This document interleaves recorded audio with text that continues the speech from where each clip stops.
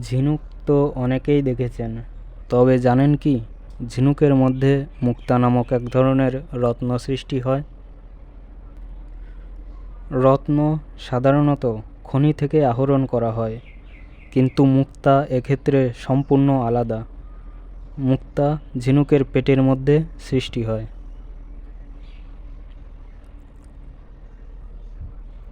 প্রাচীনকাল থেকে মুক্তা ব্যবহৃত হয়ে আসছে।